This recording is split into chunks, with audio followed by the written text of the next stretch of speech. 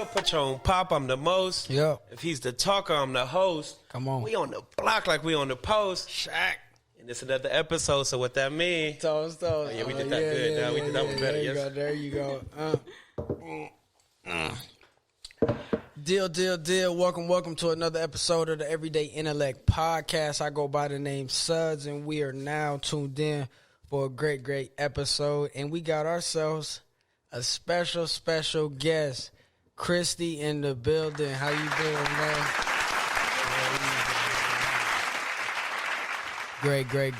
Great. So, why don't you go ahead and tell the people a little bit about yourself, Christy? My name is Christy. I'm a UCLA graduate. I'm a network marketer. I'm an investor. I'm a mixed media artist, and I'm a graphic design artist and a mogul in the making. Yes, you So, are. under the name Christy Hicks from Rialto, California. Talk about it. Now, question, Christy.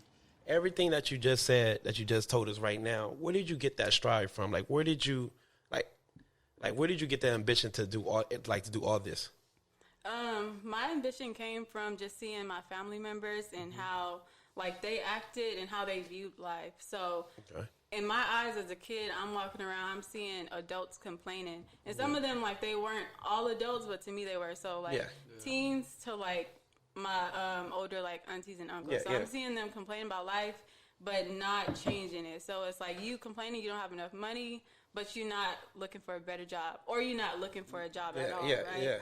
So then in elementary school, I used to always think about that. Okay, I'm so tired of hearing people complain and not do that. And then I knew I didn't want to be like that. So third grade, I'm thinking, okay, I got to get all A's in elementary. I'm not knowing elementary, middle school, high school. I got to get all A's. And then I'm pretty sure that'll get me to USC or UCLA. And then if I go there, I'll be able to move to LA. And since I'll be in school, I'll be able to get accustomed to the LA life and be able to stay out there forever and change my life. And be the person I always wanted to look up to. So In the third grade, you already had this mindset of who you wanted to be or the school that you wanted to go to. Yeah, that's really awesome. That's really how is the LA life? Because we hear a lot about it. And me personally, I'm like, man, I could never live in LA. So talk to me about it. How is the LA life and getting accustomed to all that? The LA life is fun. Compared to out here, it's more to do. It's totally more agree. Inspiration. Every day I could go out and go somewhere that inspires me. So, if it's a house I want to live at, I could go to Beverly Hills. I could go drive in the hills. Or I could just go into UCLA, just seeing the different cars that pull up, the different famous people I see. I'm like, dang, this is normal coming from Rialto. I thought I'd never see a famous person in my life. So right. Just stuff like that, it's just a place where I knew I could get inspiration daily. Yeah, so you speaking on you a UCLA graduate, and that's awesome. But there is a lot of people that try to knock college. You don't need college to do this, you don't need college to do anything. Can you give us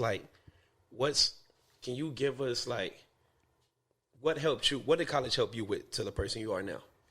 I feel like college helped me find myself. Okay. And I thought I knew myself, but actually going through a lot of different trials and tribulations throughout college, it grew me into who I am today. And then for example, in high school, going to class, getting A's, it was easy. I didn't have to study for anything. The teacher just had to teach me once. Then the next test, I'm going to remember and get an A. In college, no, it was I had to study hard. Then when I go to the test, I'm not even getting an A or a B. And most people in the class isn't either. So it was just wait, what are we learning here? Are they really trying to teach us? Or is it just a little test of who you are? Yeah, okay. Everything, in my major was, it was based on the curve. So as economics, it's whoever get the highest grade in the class, that's who got the A, and everybody else fall in line. So that's how it was. Then for me, what I experienced in college, I felt like I went to a school out of state, and it was only in LA. Yeah, that's what happens. Yeah. Which is crazy because I'm people oh, why you don't ever come back home? I'm I'm in LA. Why you can't come visit me? Facts, what are you talking about? Right. So exactly. It was me going through stuff in college, and it was just like a lot of like tough times, but you would never know. When I come back home, you never know. And it feels like when you're in college, like you're literally by yourself. You're not with nobody. So, you know, I feel like you get stronger when you're by yourself because, you know, the only person that can help you is you at that time. You feel me? So that's really dope. That's really dope. And like, I mean, I had the only person I knew going to college was Kenny because he went to UCLA. Oh, yeah. Okay. So that was like, good. But then again, it's like, he a football player. I'm not seeing him that much. Yeah, he's busy. But it was still somebody that made me like, I could go around him and feel like calm again. Okay. You know? Yeah. So. Okay. So I have a question, like, for all my guests or all our guests who come on, and it's who are you? And when I say who are you, it's not your name. It's like, who are you? What things in your life, you know, made you the person you are? And I know you kind of dived on it a little bit about your upbringing and how that turned you into the person. How you say, hey, I'm gonna do something with my life. But like, who are you? Why do you do the things you do? And it's a tough question. So if you can't be like, I won't feel no way about it. Yeah. Who am I? I feel like I'm like a real resilient person. I feel like I'm like a born leader in a sense because I say that because a lot of things that I know in life that's like kind of true, it's kind of like I was born with it. I was never the one to read a lot of books, but I just had knowledge. Yeah. If that makes sense. A natural. But like now, like I read books now, but even like I watch a lot of interviews people who read books, and then it's like, I'm like, how do I know that already? I didn't even read the book. Yeah. So like I just felt like I'm like a gifted person. And I'm somebody who was meant to be on earth to inspire people and show them a different way. So I feel like that's like my main purpose in life. And it pretty much sums up who I am. Okay. And you were speaking on reading books because I just got into like reading books probably a year ago and just seeking for knowledge, you know, and learning things that are going to better me. So what type of books are you into? Is it like investment, self-care, all type of books? Like, just give us a little bit of, just a little something you read. Mainly self-help books. And that came from college. Like, just a lot of failures, or I should say lessons. Like, it was just in college. I'm like, dang, like, why I keep failing? Like, I never felt this much in my life. Yeah. Right? So it was just like, okay, every day I'm on the search to, like, how I can become better because I'm not going to accept defeat. So in college, I was like, okay, let me read The Secret. Let me watch the Netflix The Secret. Like Ask and It's Given to You. I think that's what it's called. So anything self-help that, like, attracted me. Okay. It's dope, though, because like you said, out here, you was already doing good, like with grades and everything. It was nothing really to push you. So when you went to college, it pushed you to be even harder because, you know, if you would have stayed out here, you just probably would have been like, I'm good at everything. I'm good. I'm just going to be a manager at Amazon. Not saying there's nothing wrong with being a manager at Amazon, but I'm saying like you went to a different city, you went to, you know, it had a whole different outlook on life. Just like, oh, this is different. Oh, this is tougher. This is just, it's different for me. So, you know, being somewhere uncomfortable makes you more stronger. You like, you know, because majority of where we stay, nobody don't like being uncomfortable. Like, you know, it's comfort. Like, you know, we're in Rialto, we stay in Rialto, it's comfortable. We argue, we are like, you know, we don't like where we at, but it's comfort. Like, people don't like this. So it's dope that you, like, went to UCLA. And another thing is, when you said you went to college, you say you've seen different people. So you know how to adjust to different people. So you could be in a room in business and you could be like, I know how you kind of, or I could read this. Wow, the people out here, we know us. Yeah. So, you know, we wouldn't know how to speak to an Arabian man. Like, just like, if that's the case, like, you know, that's dope. Like, thing about college. Yeah. So I like that. Yeah. I definitely like that. I mean, but I feel like I was in those positions like my whole life. Cause I'm in all like the AP honor classes. Okay, and that's, our school is mainly like Mexicans, but it's just other people, like a few white people, a few people like Asians and stuff in those classes, right? So those people act a certain way. And then I'm playing sports, and then I'm around all black girls. Yeah, so and then the whole basketball team is just like, you know, like So it's like, okay, in this sense, I'm in the class, I'm I know how to act. I know what the teacher wants, and then I know what I got to do to get my A, and it's just to act a certain way, just to be by myself. But then once I go into like my people, it's like now I'm acting how I am, and also still not even because I feel like I wasn't like everybody else, but I still had to learn how to fit around it without letting go of my gifts. That's smart. That's smart. Yeah, so, that's and then funny. College, it was just like, okay, this is like another learning curve because it's like I lived with like a girl from Egypt. She was Arab, and they had all like Arab friends, and then had like an Asian roommate, Black roommate, and then like just a lot of people, a lot of different people in like my classes. A lot of classes I was like the only Black person, and then it's like I had no choice but to find a study partner. So it's like. You got to figure it out. Yeah, you got to figure it out. Yeah. Did you see that as like an inspiration? A kind of, in a way, like I'm the only Black person. Not. Maybe I'm saying it the wrong way. But like, how did you feel like I'm the only? I don't know. Am I saying that right? I'm the only Black, probably female in the room, so I have to show up. Like I have to do good. Like So did you feel like that? It like that, or are you saying? Yeah, kind of like a how did you view it as being the only Black person? Was it like, dang, why don't our people strive to be successful, or not even successful, just successful? I'll say that. Okay. Or dang, I'm proud of myself that I'm part of an elite group. Like I'm the only. You know what I'm saying? Or did you just never even think of that? Like, no, I thought of it a lot because it used to be crazy. Like me walking around campus, and my classes were far. Like they was at the back of the campus, so I'm walking through the whole campus, not seeing one Black face. I'm like, whoa, okay. And then I'm like, all my other friends, they like, oh yeah, we got a lot of Black people in our class. I'm like, what?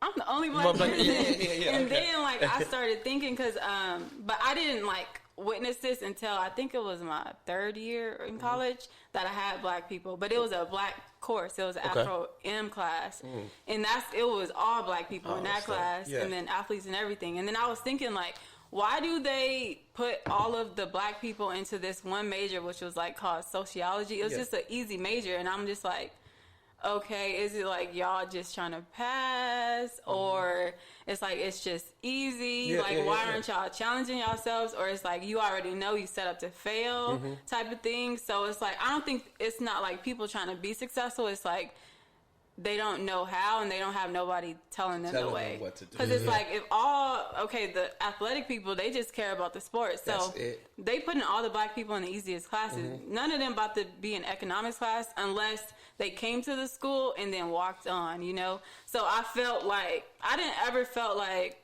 people wasn't trying to be successful. It's just like, you don't know what you don't know. Yeah, exactly. Yeah, okay, I like that. Because a lot of sports players do get the easy route because all they care about is sports. So even sometimes the coach would just put them in easy classes like, I just need you to do good for 4 years, then whatever it is. And that sucks at a point in time because they just get a major in communication. Not saying it's not a bad thing, but you just see that as a majority, just like, oh, I'm not going to use this major at all. I just did it for the 4 years of sports. So what do you think people could do to change that? Because like you said, there's nobody to tell them, hey, you should go this route, or you can't listen to a parent just because. What if I'm not sure if you're the only person that went to college in your family, but nobody can't tell you how UCLA is because you're the only one there. You reached that mountain. So where do you think that we should get a mentor from? I feel like people like me who've been through it, like going back to just do different little talks at high schools and stuff, because I worked for the women's basketball team as a graphic designer, and then I heard the different conversations, and I knew what classes the girls were in, and even some of the guys, and then even just some of people on other sports teams, and I'm like, why are y'all putting all them in the same class? Some of the girls they wanted to do other stuff, but since their schedule didn't line up, they couldn't do it. So as far as what we should do, I just feel like because of experience, you need to go back and tell people. Because in high school, I wish I would have had somebody who went to UCLA to tell me. And then I remember telling some of my friends who were on the football team who were like itching to get a scholarship to play in college. And then, I mean, I didn't know what I was talking about then, but I knew I was right. I was just like, why are you trying to get a scholarship? Why don't you just get your grades so you can go to a big school, then walk on? Yeah. And then I didn't know if that was true, but then once I went to college, it is true. I was just like, dang, if a lot of these people from Ike would have just got like all A's, they could have went to UCLA and walked on and then went to the NFL or something. So I just feel like it's all about people who went through it going back. And then also people being willing to listen. A lot of people aren't willing to listen. So, and it's hard because I feel like they don't listen until you make it, which is crazy, but it's kind of like, okay, now I know I don't have a choice but to make it, so I can like go back and tell people what I know. Yeah, into my fault, bro. Go ahead. And to piggyback off that and to answer your question, you said like, how do we find mentors? I think that really depends on what you want to do. So, like we was chopping it up about real estate. If you want to do that, look around or ask around, like, oh, are these people making deals in real estate? Oh, I want to be a designer. Oh, let me go to a teacher or let me go to someone who's already in the field and just pick their brain. You know what I'm saying? And like she said, people have to be willing to listen. They can't think they know everything. You know what I'm saying? So that's how we find. I mean, that's how I found my mentor, kind of word of mouth, when I was doing the physical therapy joint. Okay, I got put on by someone who was already a physical therapist, been doing it for years. So there's nothing he couldn't tell me that I couldn't apply in the direction I was headed. You know what I'm saying? So that's what people got to do. They just got to figure out what they want to do and then find the people who are in those fields and being successful at it, and then just be willing to learn. And also, people got to stop being nonchalant to things. It's okay to ask questions. Ask a million questions. Go ask for help. I feel like as a black community, we don't ask for help. Right. We go through so much. As it just an emotional standpoint, we go through so much, and I could just be like, it'd be hard for me to tell Terrence, even myself, like, not me, but a lot of people just be like, I'm having a bad day, Terrence. Life is just defeating me, bro. Can we talk? Can we speak on it? Or like, I feel like the black community, like, we're there for one another. Like, we just really need to open up more. That's how I feel about life, bro. In business too, like, it's in everything, bro. Ask questions. That's how I really feel about it. And back to mentors, I think, with me, it took me a while to find a good mentor. So that's another thing. Like, I want to be the mentor I always wanted. Because when I got to UCLA, like, it was a mentorship program. I got my first mentor. I talked to her the first day, and then she didn't help me with anything. I said, okay. Next year, I did the same program. Then the girl didn't help me with anything again. I said, "Oh my god!" So what was she telling you? Like, what was she giving you as a mentor? Was she a mentor? She was a mentor in your field you were studying. Is that what it was? Or like, what is a mentor program? Okay, so it was in our African Student Union. So it was just people who were probably like second or third years or even fourth years, and then like randomly they match you up based on your major, what you say you're interested in. Okay. So that's how it was matched up. And then I would see everybody else got a great mentor, hanging out with their mentor, and I'm like, okay, like mine nowhere to be found. And then it's like, okay, they talked to me once, but it's like, you not even helping me. And then, so I went through 2 years of that, and then the third year I went through UCLA program, which was like graduates, so it was people in different fields. And then the first year I got a good one. Because I was I still am into entertainment. Yeah. So I picked mentor. Her name is Nikki Sohu, and she's an actress on the movie Stick It. And that was like my favorite movie. I was like, oh shoot, like she could be my mentor. Yeah. So she was like the first person that helped me a lot and like taught me about the entertainment industry. And then after that, I applied again and got another one, but that one wasn't like talking to me much. And then I remember I had another one too.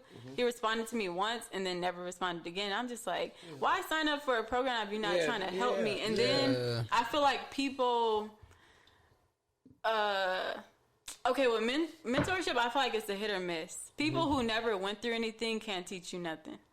Because I feel like the most people who really need mentorship, like, they're disadvantaged. So for example, me, if I'm trying to get into the entertainment industry and nobody in my family know, but you was in a family who was kind of into the arts, or like they have good careers and stuff, like you can't really help me because we don't relate. Facts. So No, that's facts. Yeah. it's like a hit or miss. So me just going through all of that stuff, I remember in college, I'm like, dang, I just wish I had a good mentor. But it's just like, I found one, but then again, it was just like, I never found the one that was like, I needed. So I was just like, okay, another lesson in life. I've just got to be the one that somebody else would need. Okay. And how hard is that? Because I'm going to use an example kind of, like you're saying, you want to be the mentor that basically you never got, right? Mm-hmm. So in an example that I use, it's like when I try to like be on people about whether it's my son or whether it's a homie or my lady or whatever the case may be. So I be wishing like people could be on me like that. You know what I'm saying? And it's like to keep me motivated, like, because everybody needs motivation. No matter the most motivating the person in the world need motivation. And it's like sometimes whether the path I'm on or whatever I'm doing, you get lazy. Like everybody had them days like, man, I just want to sit down. I don't want to go to work. I don't want to work out, whatever they're trying to do. And it's like, so how are you getting through that and be like, are you seeing the broad picture as like, man, I'm going to just keep working until somebody comes to me after I made it, and it's like, yeah, I'm going to be their cheat code to what they got going on? With me, it's like, I know I want to make it regardless, so I'm going to keep working regardless, and I'm going to just do what I have to do, and I know they're going to come, but, like, specifically what I do with being an investor and then being a network marketer, I am a mentor already, and I have people that's, like, looking up to me, and it, like, drives me because it's just like, okay, I already wasn't trying to slack, but now I know I can't slack because people are depending on me, and then I see, like, I feel, like, the pressure of it. But then again, it's kind of like, okay, Christy, you kind of manifested it. You always said you wanted to be the mentor you never had. Yeah. So that's just something like I accept. It's kind of like you choose what you want in life. And that's just something like I chose just because I know a lot of people don't have that. Yeah. And it's just like something that's like, okay, I feel like I went through I've seen everything I didn't want. Yeah. So now I could be everything I wanted. Okay. So since you said you've seen everything you didn't want, I want to take it back. Me and Terrence spoke on a previous podcast how we feel like your household should be where you let everything out, or just like your household should be the foundation of everything. So how was the Hicks household? Just because everybody, we know Crystal, she's doing great for herself. You're doing great for yourself. So how was your household when you was younger to like now? I feel like my household was great. It was just like motivated.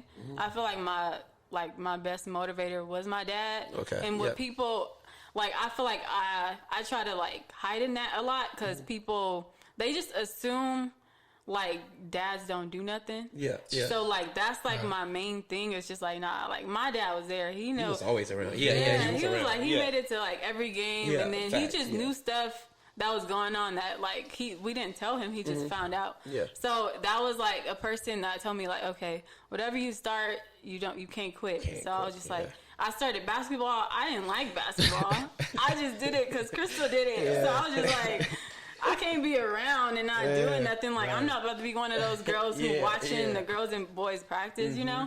So, I feel like my dad, for one, he was probably, like, one of the persons who, like, I guess knew that I was, like, special and smart. So he, like, motivated me. So hard. Yeah. Okay, okay. So. Along with Crystal. Crystal motivated me because, I don't know, I guess I feel like I had no choice but to not keep up with her. Yeah, like keep up with her. But I was just like, okay, I'm gonna do better. It was just like I just hated people comparing me to Crystal. Yeah, okay. Because they said, it's the big sister, little sister. Yeah. They'd call me Crystal. I'm like, I didn't tell you my name was Crystal. And then so it was just like, okay, like that's somebody that I'm get compared to. So it's like, okay, I gotta make. Who am I? I ain't Crystal. I'm not. Ball ain't life, but I play basketball, so it kind of gotta be life for now. But I know what I want. So it was like my dad and Crystal for sure. Okay, that's definitely dope. Okay. Did you? I have a question too. Was you playing with Sydney at basketball? Was y'all on the same team? Not really, because I don't know if. Okay, I started on JV, then moved up to varsity. Okay. Like the same year. Yeah, okay. I feel like we did play together. Yeah, I think I remember a tournament y'all went to, and I went to the game, and it was just the funniest thing because Miss Enrique just used to have y'all play so much defense. So like, and she wanted y'all to be physical. And it's the funny thing is because your dad said if you start something, you can't quit. So Cindy tried out for the basketball team. She ended up making it, but she didn't. She hated it. Like she just hated it. She's like, I want to stop. My dad like, you ain't going nowhere. You gonna play this sport. So, but mind you, like they playing and stuff. And I just remember y'all used to play so much deep. Cindy didn't know the game of basketball like that, so she just used to play deep. Just I like, used to remember This used to be the funniest thing. She used to get like 6 fouls, and she's like, "What am I doing wrong?" Coach used to love her. That she was like, "Oh, Cindy playing." Yeah, she played hard. She not gonna let nobody score. She gonna foul them first. You know, so it was funny. I just remember them teams, man. That was Yeah, basketball is crazy. I used to hate it, bro. Until I don't know, I found a love through it somehow. But I think it was just like the team. And then how coach just made everybody's close and stuff like that. Enriquez used to work, y'all. Like, yes, oh my God. Like, he used to work, y'all. Whatever them squares y'all used to do outside, like them hops. Oh my God. I'm happy we didn't do that. Like, y'all used to all look mad. One leg burning. Oh my God. That's dope, bro. That's dope. That's definitely dope. Oh, okay. Dang. So now let's talk about a little bit more of what do you do on the investing side? On the you said entertainment marketing. Is that what you said? No, network marketing. Network marketing. So just talk to us a little about like what you do. I know you got on so many hats. You was naming this. Yeah. So we'll take it one outside. Let's go network marketing. Tell us a little bit about that. Okay, so I'm in Trade House Investment Group, and we're a partner with a company called I Am Master Academy, which includes the network aspect into it. So we trade in the foreign exchange market, which is the largest financial market, larger than the stocks, because $7.7 trillion flows in and out of the market each day. So what we do is we educate people and get them like plugged in onto how they can invest into the foreign exchange market. And by doing that, but in the network marketing aspect, it's like, okay, so how we were talking about mentorship and stuff like that. So it's like me coming back to Eisenhower saying like, okay, all of you guys looking for jobs. Well, guess what? Do you want to learn how to make money from your phone? Hell yeah. Right. Yeah. It's like you don't have to do nothing. You could be at lunch making money from your phone. So it's like all day anyway. Yeah. Yeah. So it's like what we are doing. We're telling people about the foreign exchange market, educating them. We getting them plugged in. We have the products. We teaching them strategies, and then we have like top educators teaching people and sending out trade ideas and making them money. So it's like, okay, you could pick up your phone. I could pick up my phone right now and look at a signal, plug it in, and then make money. That easy. That easy. Okay, and this is Forex trading, right? Is that what it is? Yes, but it's like, okay, I Am Master Academy is an academy you enroll in order to learn how to trade in the foreign exchange market. Because a lot of people are like, oh, you're in Forex. We're not in Forex. We're in I Am Master Academy, and we trade in the foreign exchange market because our products is geared towards that.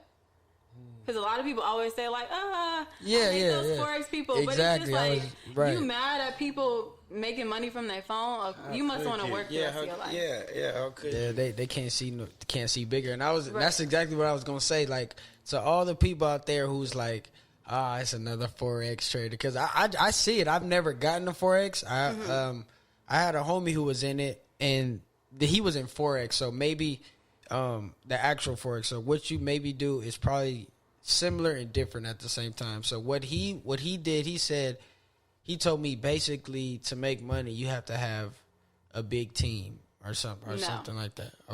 Okay, so right. That's wrong. Okay, so it's 2 ways to make money.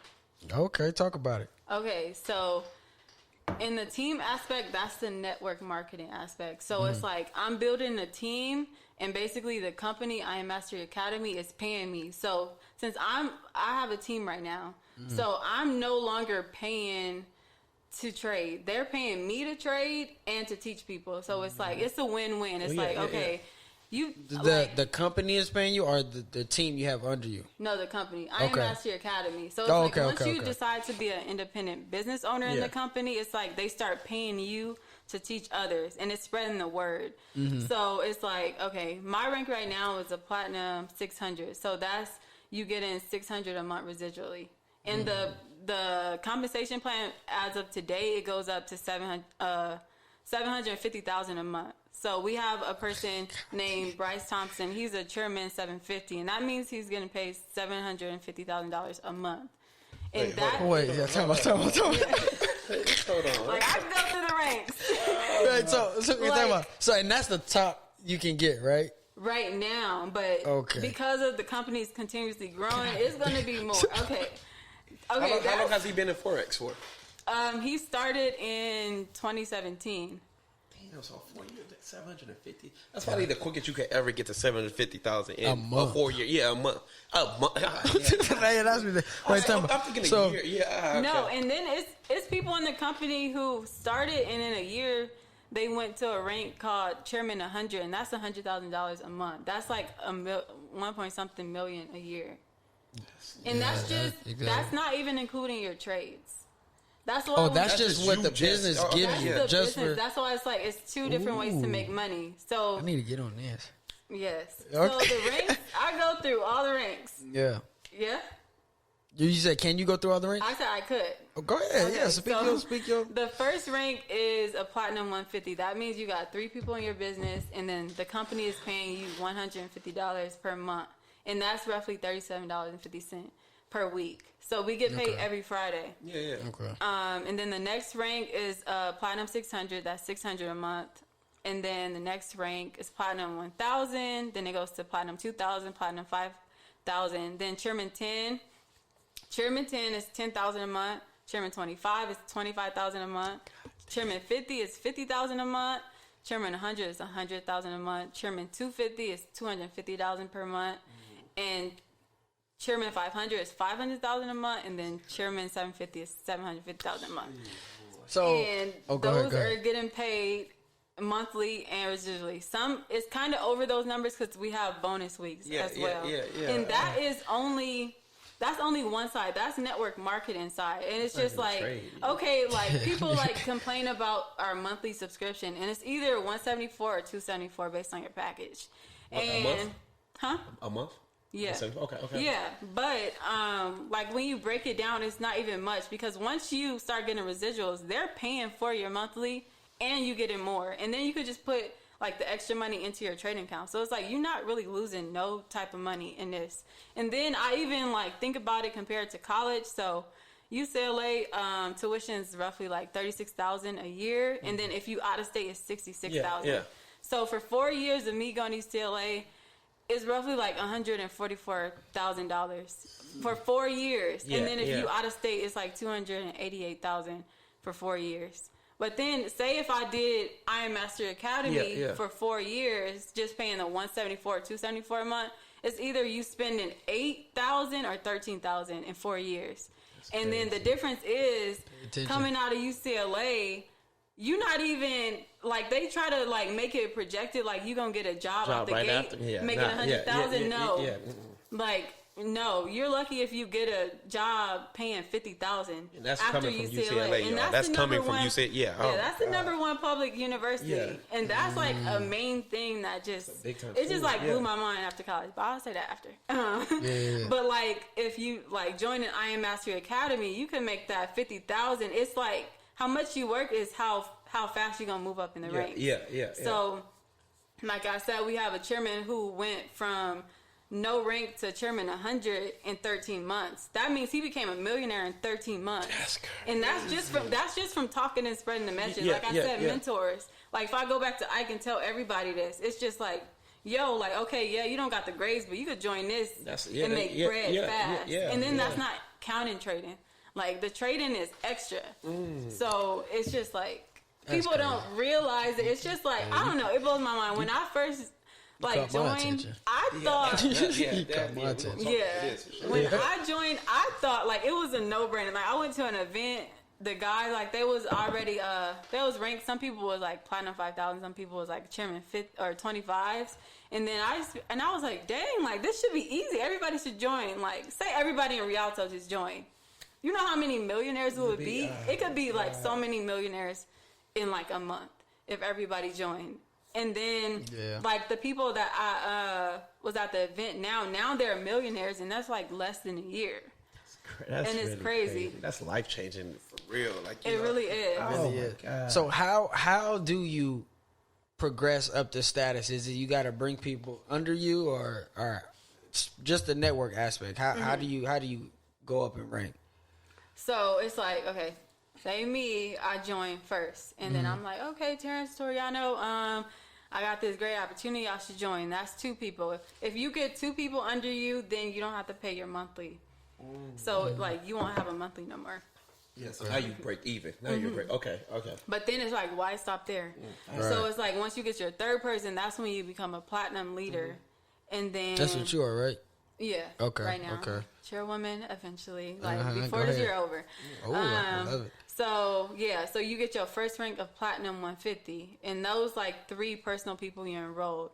And then, like, say all 3 of the people I enrolled get 3 more people, then that's, like, 12 people in your business. Then you become a Platinum 600.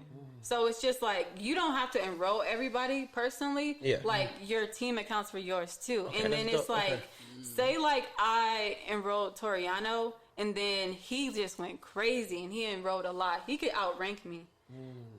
Like, he could be a chairman, and I could be like a Platinum 2000. So, Coming for you. Okay.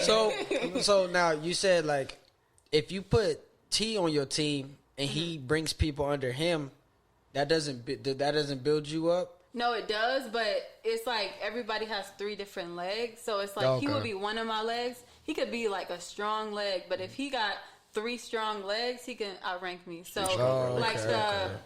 okay, for example, Brandon Thompson, he's a chairman 250, and he started Trade House, and he brought other people among him. But his little brother is Bryce Thompson, and he's a chairman 750, but he's under Brandon. So that's what I'm saying.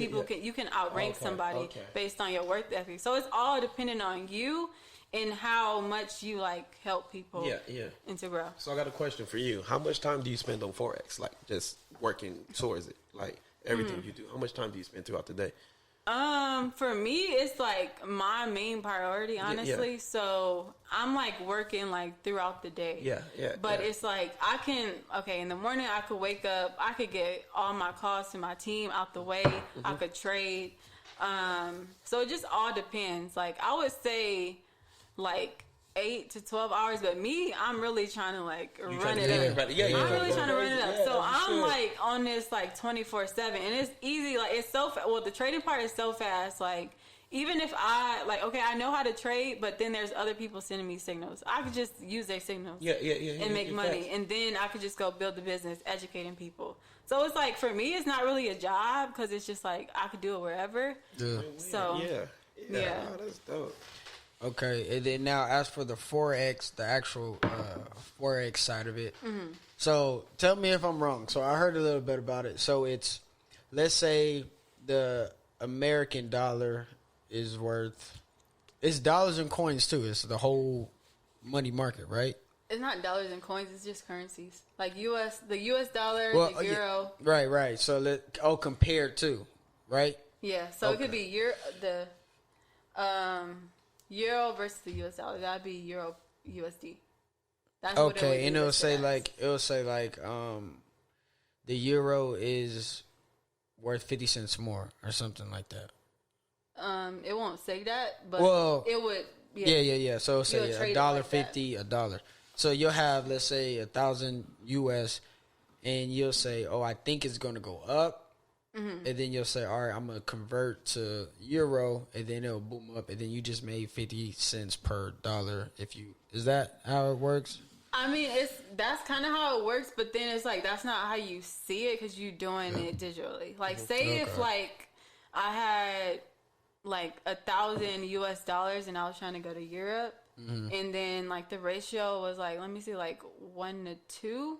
So like, and then I went to Europe, and then like I said, okay, I have $1,000 and then they gave me back like 500. That would mean the US dollar is worth more.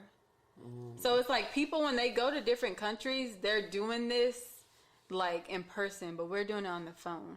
So it's based on whatever currency is worth more at the time. But that's like, you'll see it on the chart. It's like whatever is like buying or selling. So when a currency is buying, we buying. Like if it's in an uptrend, if it's in a downtrend, we're selling. So we making money whether the market is going up or down. And it's not just currencies, it's like crypto. So like trading Bitcoin, like, and like Bitcoin is like just at 61. I know you seen that. Come on now. Bitcoin, like, okay, having Bitcoin is one thing, but since one is worth 60,000 now, a lot of people don't have 60,000 just to buy one. Yeah. But if you trade it, you could have like a little bit of money in your account, like $100, and run it up to 1,000 quick in one night just by trading it based on like what you're risking. So like that's why we're pushing people to like learn how to trade, because nobody have money to buy a full like crypto pair or like a full stock, you know? So it's like, it's just like a way to multiply your money, compounding and making money from your phone passively. Passive income, right. Okay, I'm sorry, I'm a little slow. So, when you're doing cryptos, let's say Bitcoin 60,000, whatever, you got 100 in your account, and you would say, hey, I'm gonna trade this Bitcoin, and then it falls and you make money, or you trade it and it goes up and you make money.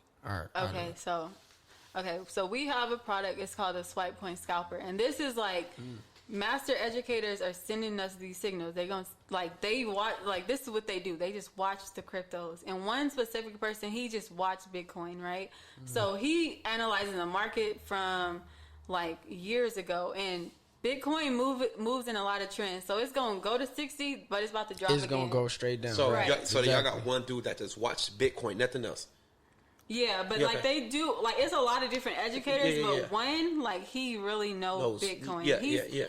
Like we have go live sessions where you could get on with them live sessions, and then like they telling you about the market. They gonna show you like, dang, like 3 months ago, this exact same pattern, you're gonna see it like the exact same pattern. But on top of that, like we have the Swipe Coin Scalper app, and it's gonna send me like right now it could send me, oh, Christy, sell Bitcoin right now. Yeah. And then it could drop from 60 to 50,000, and you can make money off of that. So that's basically how it is. But we make money whether it goes up or down, but it just depends if you get in on the right entry point.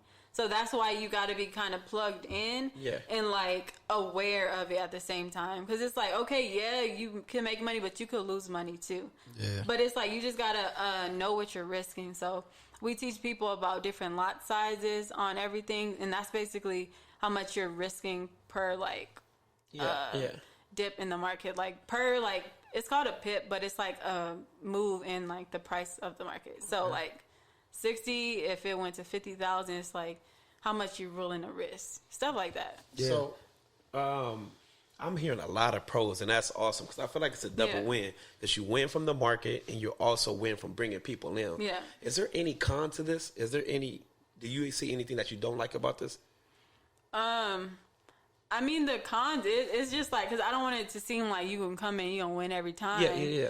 Like, you have to come in and work. Yeah, get on your shit. It's just like, just how you come into a job and work, like you're not trying to be fired. You need to come in knowing, okay, I'm trying to run up the bag. And I'm about to listen because y'all been in this longer and y'all know. Y'all not trying to steer me wrong, because you steer me wrong, then your whole business is messed up. So you should know everybody got your best interest in heart because they got their best interest in heart. Yeah. So it's like, I would say, I mean, the cons is like when you lose money, but then again, it's like, you can make it back. Make it back, And it's like, that's not really a con. That's with investing. That's with anything. It's a risk. If you like over leveraging, like just knowing you don't have enough money to trade this, and you put a big lot size hoping you win. Stuck. So it's like, I feel like it's all positive compared to like working a job making $15 an hour. I can make $15 in 30 seconds. Feel me? That's a fact. The thing is, and that's one thing. Now, before you go, Terrence, because I feel like this compliment all of us. The thing is, like what you're saying right now and what you're telling us, you got me and Terrence ear just because we're both competitive. This market is for competitive people. No, you for for real, me? for real. Terrence not gonna want like Terrence one day. If you ever to put Terrence on or me on, we looking to come get you, Chris. We looking to come be better than you, and that's the people you want to be around. And that's that motivation we was talking about. You have a team like that that's motivated. Like I gotta get on my shit because I know this motherfucker come. I know Terrence is gonna come. I know he up to something. Like you know, it's so dope that. So if anybody out there competitive about anything in the world, tap in on Forex. Let's see what it's really about. Christy. Christy. Not nobody else. Christy. Christy. Put your tag. I'm gonna put it somewhere. He gonna edit it. It's gonna have Christy right here on the video. And no, that's really important because it's just like, okay, you coming into this academy, but your team really matters. Facts. My team, amazing. Like everybody know how to trade. Like people, like a lot of people try to say like, oh, your chairman leaders, they just recruit. They don't know how to trade. Nah, my chairman leaders, they do live trading. So it's just like, nah, we got a good team. And then Christy team. Me? Okay. Get to Christy, man. Stop playing, man. And it's crazy because when you think about a 9 to 5, right? Let's just say you make $20 an hour. A lot of people are gonna be like, "Oh, I'm making $20 an hour, right?" So $20 an hour, you go work 8-hour shift. That's $160, right? With the stock market, how I see it is, it's so easy. If you, I mean, it's not easy until you know, because then you're just gambling. And once you're gambling, you should be willing to lose and willing to win. So you can't get mad. But when you really know the stock market, like I'm starting to understand it, it's actually very, very easy. Like I'm at this point now where I just want to see positives Monday through Friday. That's it. You know what I'm saying? And I didn't do nothing. All I did was wake up. Oh, it just dipped. Bye. It has to go up. Yeah. It's not gonna say it don't stay down forever. Right. It has to go up. And like you were saying with Bitcoin, what I'm learning, well, this is with every stock. As soon as it hits that high, it's going to go all the way, not all the way down, but it's going to fall. And my big thing was like when I first got into stocks, it was like I would see a stock, I would hop on the train late all the time. And it was like, oh, this is booming. I'll buy in and then it'll go up and then and now I'm losing money. Losing. All right, now I gotta sell it.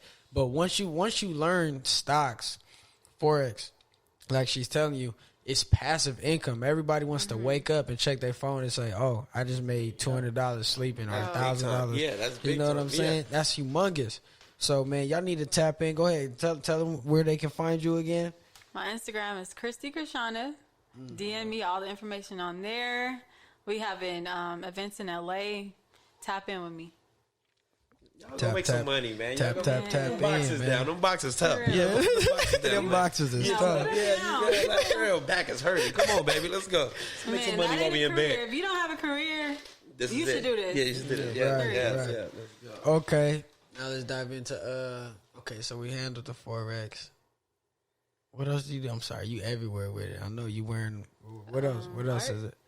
Art. Yeah. That's a creative design, right? Yeah. Okay. Yeah, she's so creative.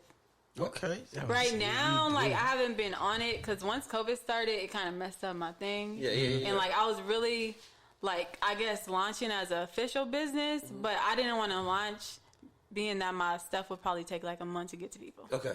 So like I'm still doing that, but yeah, I'm an artist.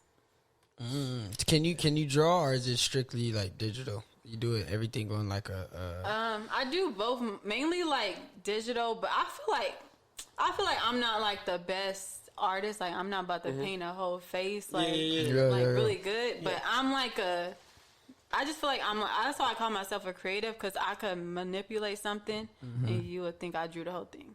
Yeah. Like I could put a lot of stuff together. I just like make stuff look good. Yeah, that's good. Yeah. Absolutely. We're going. All right. So this. What button should I press? Do you remember the button? You got the questions? Come on, man. All right. So this right here, this might get a little crazy. Yeah. This is where we just like to have fun. So this is dot my I's and cross our T's. Yeah, so this is so you know, get a little drink in, especially with Terrence. Yeah, especially with Terrence asking the question. These questions gonna make you think, but you know, right? It's fun. It's lighthearted. You take it as it is. This is for people that you're like, oh, I never knew she thought that way about something. So you know, so here we go, Terrence. Let's go. What you got for us? All right. So the first question start off like, be 4 foot tall, or be 7'7". 7'7". 7'7". How linky that is. Yeah, that's Your knees go big. What's 4 foot? Like 4 feet. So, 4 height. So you gotta be 4 feet tall or 7'7". As a girl, that's crazy. That's crazy. Yeah, that's nuts. As a guy, I'd be 7'7", bro. 7'7". I feel like it's nothing wrong with being like, oh, you're too tall. Like, you know, I feel like it's a good. Like, even though it is too tall, but it's too tall. It's a thing where people no be shoes like, to buy. it's a thing that people, it's a thing that people look at you. If you're 4 foot, they look like, all right, you little, like you know, you itty bitty, like you know, it's not a good thing. I don't want that shirt man complex. Okay. It's true. I'm being 7'7" too, because at the end of the day, I'm either playing basketball and or volleyball. I'm doing something and I'm rich. There you go. Okay. All right. Have your first kid at 13 or 55? Oh my God. 55. Oh my God. At 20, you 75, and that's if you staying alive. Like, you know, that's if you know, gotta go to baby graduation. Like, 13. You know, 13 is just, like, 13. Like, I was so immature at the age of 13, bro. I wouldn't know what to do.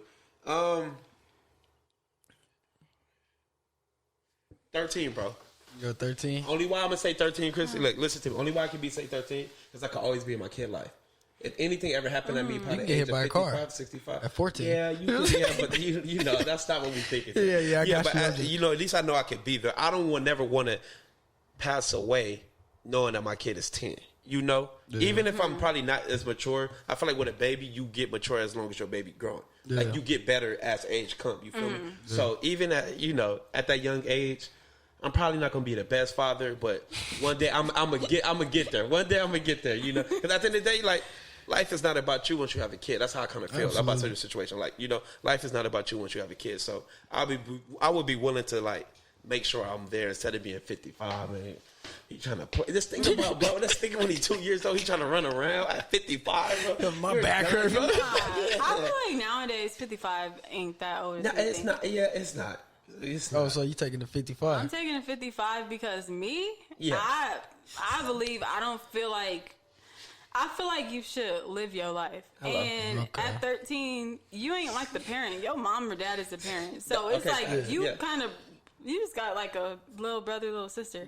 So, I mean, I wouldn't want to have a kid at 55, but I really feel like you should live your life. Okay. So having kids young is like, no, like you don't even know yourself, so you can't teach nothing. Sure. So, and at the age of 55, you already been through life. You knew what life was. Yeah. You did everything. That and you'll be better. You'll be more mellow. You won't be as temperamented. Like when you older, you so like and you much wiser. You know so life. You know life. You'll actually be the best parent, kind of in a way. But how long are you there for? How long are you? How long? Like are 80. You think about 80. You live to 80. Your kid, they only 20. 25. Yeah. But it's like, are you even? You're not there when you're 13, really. Yeah. Yeah, because you still got school. Yeah, you still, you're not about to drop out. Oh my God. You drop out, then it get ugly for both of you. You drop out the age of 13 to your kid in 8th grade, and they show you math. You don't know what type of math it is. It's like, I don't know how to help you with that. Like, that's the worst. That's the worst. Algebra, what's that? Like, that's. I just really believe in live your life first and have kids. I mean, if it happened, it happened. Yeah. But I always say I'm trying to have kids late 20s. Okay. So average age of death is 72.6 years. So let's just say 73, 55. So he'll be 20. He'll be 19. So 18. Wait, 7? Oh, I said 76, huh? Yeah, so 21. Yeah, 21st birthday. Oh, he good. Yes, it's time for you to be a man without me or without you, or a woman. You don't need me. Okay. Yeah. Okay. Next question. Live in a porta potty for Okay, keep in mind this porta potty is filled. Okay, So it's in there. Yeah, okay, it's in there.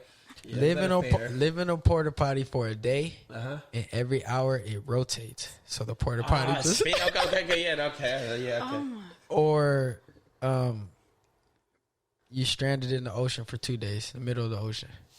Who are you like? You by yourself. Everything. Are you on something like wood, or are you just swimming? You're in a little rowboat, In a rope in the middle of the ocean. just middle of the ocean. But you know, after the 2 days, After the 2 days, I'll do the boat. I'm doing the boat. 2 days, 48 hours. Crazy waters. Yeah, you gotta think. You just go. You right. You gotta you think. right. But, Currents in bro, there? I'm not about to be dealing with nobody else's shit. I just can't because if it rotates, bro, I'm gonna throw up. Like if it rotates, And now you in the yeah, exactly Well, you said a day for the. a day. So every hour, so it's gonna rotate 24 What do times you on mean you. rotate? So look, so you're in a porta potty. Yeah. Then it rotates. It goes upside down. It keep going upside down. So- And it's filled. He said it's filled already. It's filled. It just came from a construction site. Porta potties be looking disgusting, bro. They do. They stink, but. What you thinking, Christy? Talk to me. You know, the ocean current, sharks, all kinds of creatures. I'm picking the porta potty because I know I'm gonna die in the ocean. Yeah, Like, it's 'cause more it's risk. like I can't see nothing. The ocean currents, like we see the beach, but where it's And once you get in there, Yeah, if you in the ocean, man, it's that's different. And it's a lot really of different. currents. That's just a rowboat ain't doing nothing. So you basically committed suicide picking a rowboat. I used to always think I was a great swimmer, Christy. Bro, And I can't swim. So. yeah, okay, so yeah, I used to always think I was a great swimmer. Then I actually like went to the ocean and try to swim in there. When I mean you don't move, I'm going hard and I'm panicked because I'm like, am I in the same spot where I'm tripping? Like, No. but it's so the wave is so like everything like the water moving is so hard. Remember we Yeah. went to Catalina Island, Terrence? Yeah. We was so we went to Catalina Island. We took jet skis to go from Long Beach to Catalina. And there's a part where you stop at. It's like y'all can get out the water and swim to that cave if y'all want to. We like, let's do it.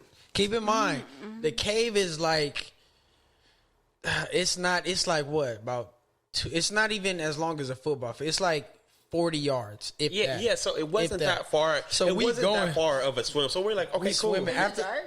Nah. It's daytime. It's daytime. Okay. So and you know the sun is getting into the cave. So it's a nice look. Like it's Yeah. beautiful. I recommend everybody to do it. So we're like, okay, let's go swim there. So we're doing it.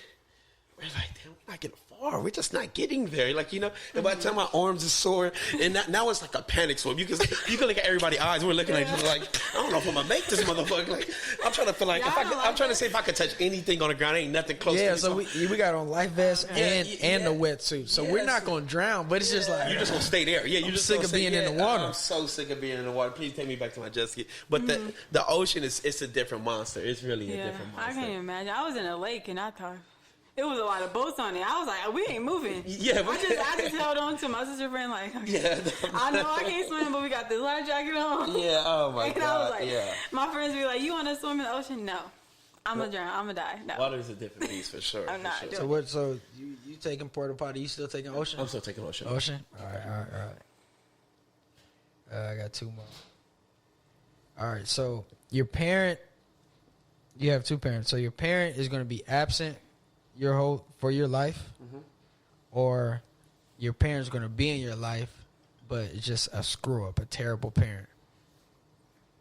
terrible as in what?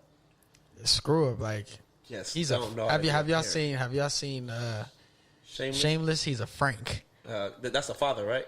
That's the white father. dude? He's just never there. He He's stealing. He effed up your credit. Yeah, He's messed just up not there. everything. He's He not just going not to your there. games, or your parent is absent. Either way, at the end of these questions, It's you there. gonna envy your parent. Take this one, Christy. You got this.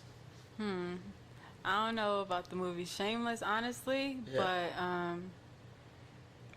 but Would you want to deal with the pain knowing that your parent Is there? is there or not there? That's how I'm kind of thinking of it. Yeah, Like, would you he's there, but just doesn't care, Just doesn't care. or he's not there, and you're not aware. I think, I think I do. He's there and he doesn't care just because I'm such a fighter, bro. I would try to fight, or I feel like one day he'll come around. Because I feel like that's a bigger blessing than just not knowing your parents at all. Because I feel like no matter how successful you are, you would never have the feeling. I'm pretty sure in the back of your head, you always want to know who your pops is, who your mom is. You feel me? So I would rather them be there because I know him. Even though he's a fuck up, I'm pretty sure you have some type of, like, just a little you thing still gonna have you're gonna have that love, but it's like it's like you get on my nerves. But okay, so let me ask you this: what will be worse? Being hopeless and it never coming around, or coming to the conclusion that they'll never come?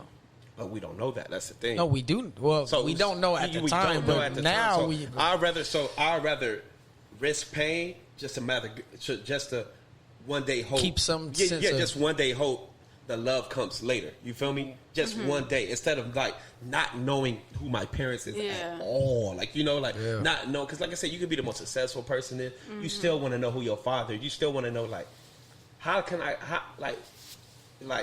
you still want to know, like, who am I at the end of the day? Like, how did I get these ways? Because you get a lot of answers from your parents because that's who you are. You feel me? Even if my dad is doing down bad, I'll be like, I get like that when my dad is. When I'm down bad, I get exactly like him. Like my dad is a hothead. I'm a hothead just because I know like that's my father. So that's why I would rather take that info. Like I'll do that. What you think? What I do? Yeah. What would you do?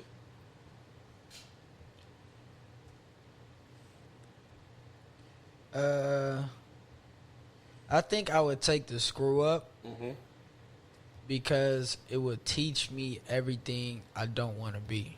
You know what I'm saying? That was gonna be my answer. That's great. Yeah, So yeah. exactly. So I mean, right. So even if your parent is not there, you'll still always have like a J. Cole. Like my parents not there, I always want to be in my parents' life, but actually going through it is going to be a much bigger lesson than not having any type of lesson at all. Because then once you become a parent, it's like, well, god dang, I've never had this.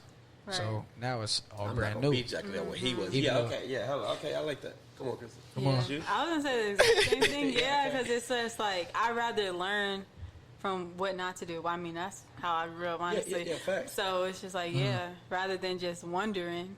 Okay. We on the same boat. It's like you gonna learn to not feel it. You can be like, okay, that's just how it is. You get used to it. Like, I don't want my kid to feel like this. Facts. Okay. All right, last one. Have a daughter, but she's a hoe, just a slut. Just a man. Yeah, okay. Or have a son who's a big time drug dealer, and he's facing 20 years.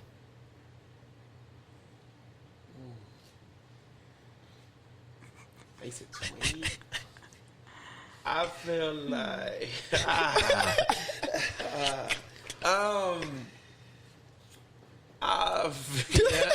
define hoe. Yeah, define. Y'all know what a hoe is. Like, I don't know what's going on. She a part of the train gang, so on multiple kids. Train like she's But she out there Instagram thotting it. Okay. So, there's ways I could take this, but I'm not sure. Like, don't give me nothing. I'll probably say I'd rather have my daughter. My daughter. That's my baby girl. Yeah, that's my baby girl. But at the end of the day, you kind of gotta. I don't. I'm trying to break ways into this. I don't.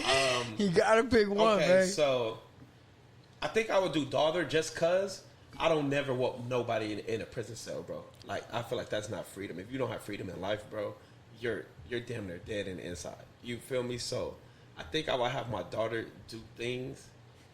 And we'd just probably try to work with she's happy. Like what's like I don't know. Like I just don't. I don't know, bro. I don't know. Talk to us, Christy. Yo, baby girl, or your baby boy. 20 years. Okay.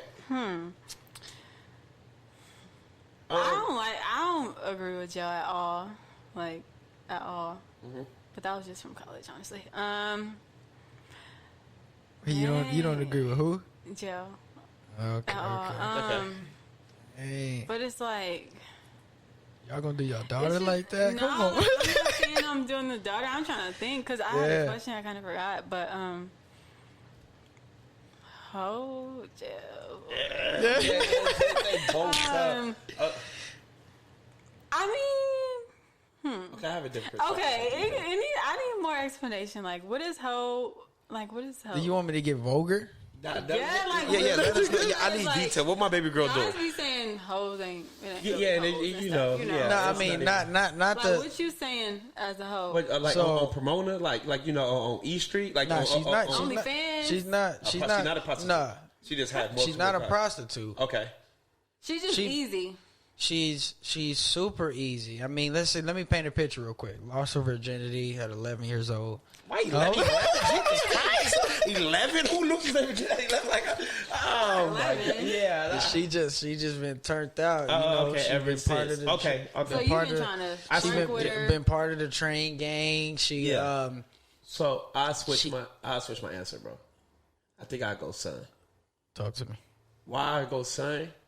Because the life you ask for is a life you get. It's a consequence thing. You feel me? Absolutely. Like as a father, of course, you like stop doing all this. You know, because you know it leads to jail time. Yeah. So if that's the business you do, you got to live with the regrets too. Right. Even if we all don't agree with the jail system, it's like you put yourself in there at the end of the day. So that's how you take yourself out of it. You feel me?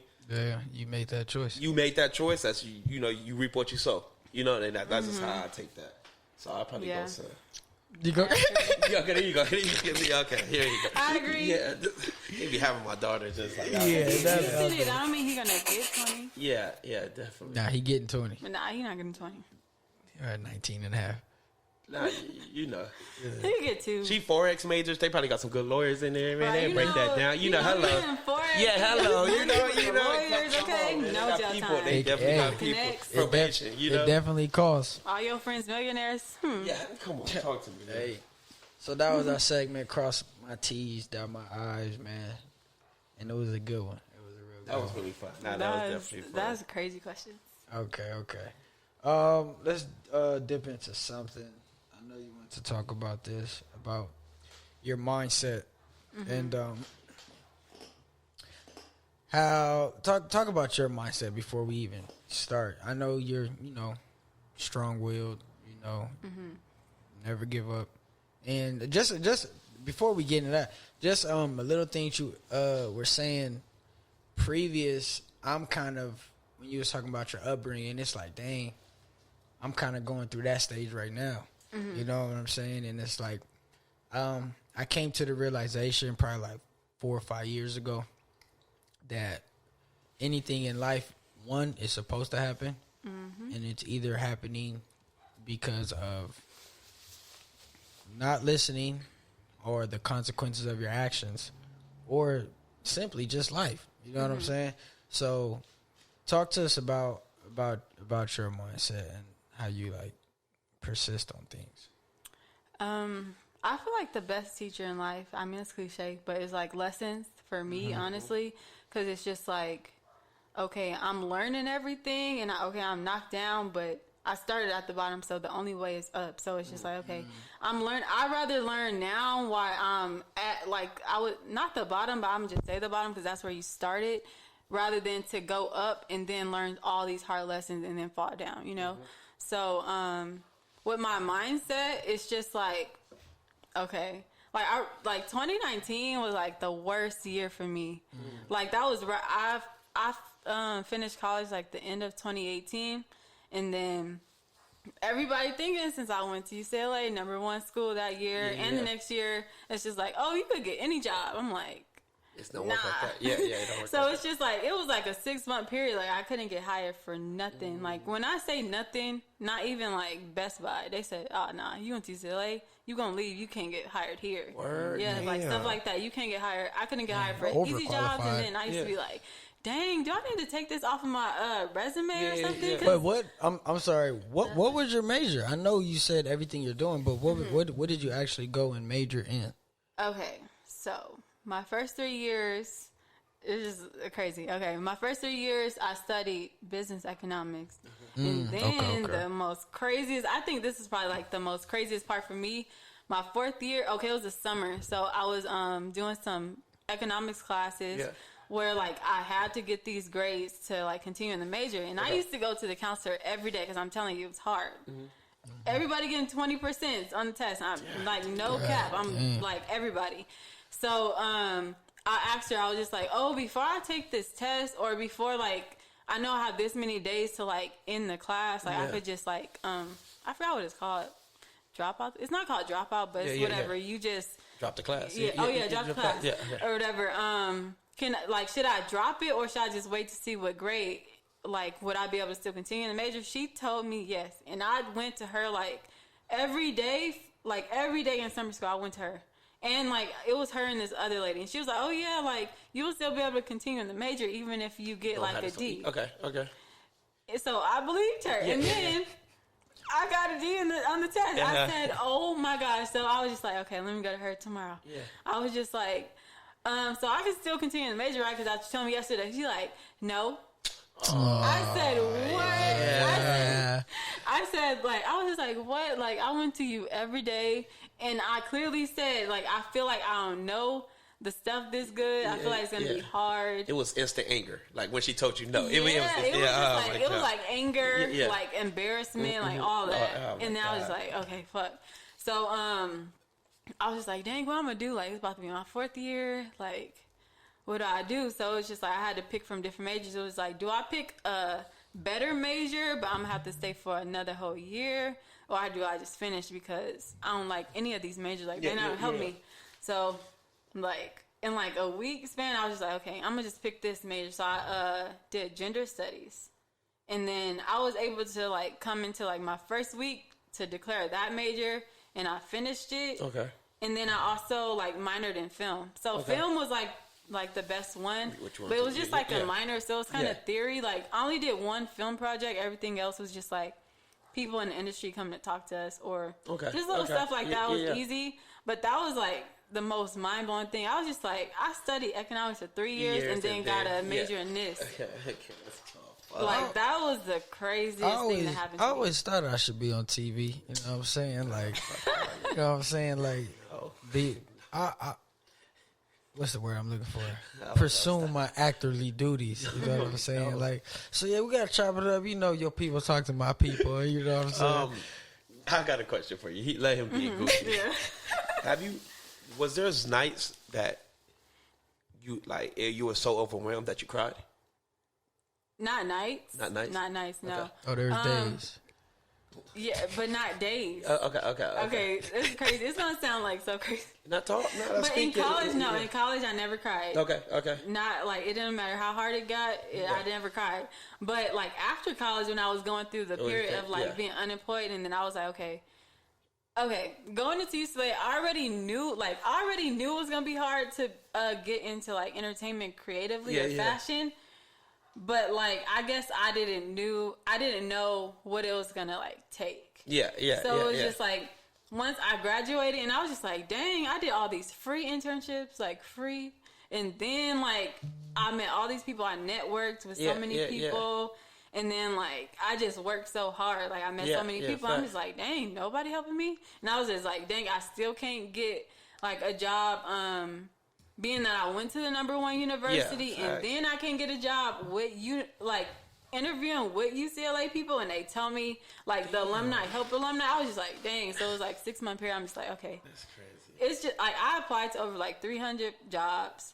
I interviewed so much, and then like even in some interviews, I just knew I wasn't going to. They would be like, "You're Christy." Because it's like my name, they think I'm probably like a white girl or something. Yeah. And then I walk in, everybody blind.